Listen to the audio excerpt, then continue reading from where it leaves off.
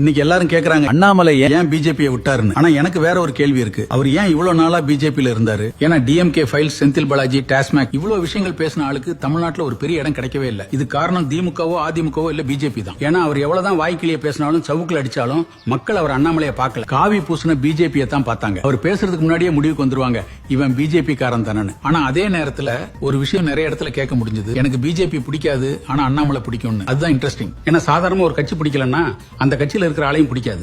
ஆனா இங்க அப்படி நடக்கல. ஏன் தெரியுமா? இவர் அரசியல்வாதி மாதிரி நடந்துக்க மாட்டாரு. ஒரு ஐபிஎஸ் ஆபீசர் மாதிரி தான் நடந்துக்குவாரு. ஃபைலோட வருவாரு, டாக்குமெண்டோட வருவாரு, எவிடன்ஸோட வருவாரு. இவரை பார்த்து டிஎம்கே மட்டும் இல்ல சில பிஜேபி காரங்களும் பயப்படுவாங்க. அதனாலதான் அவருக்கு ஒரு கூட்டம் உருவாச்சு. ஆனா அந்த கூட்டத்தை ஓட்டா மாத்த அவரால் முடியல. அது காரணம் நான் ஏற்கனவே சொன்ன மாதிரி அவர் மேல பூச்சின அந்த காவி தான். சரி, இப்ப அந்த காவி இல்லாம தமிழ்நாட்டுக்குள்ள வரப்போறனே வச்சுக்குவோம். இன்னும் எனக்கு ஒரு 3 கேள்வி மண்டைக்குள்ள போயிட்டு இருக்கு. ஒன்னு, இவ்வளவு நாள் தமிழ்நாட்டுல பிஜேபியோட முகமா இருந்தவர் இனிமே எப்படி மக்கள் கிட்ட நான் பிஜேபி இல்லன்னு ப்ரூவ் பண்ண போறாரு? 2, இன்னைக்கும் நிறைய பேர் யாரு வந்தாலும் பின்னாடி பிஜேபி வரும்னு தான் நினைக்கிறாங்க.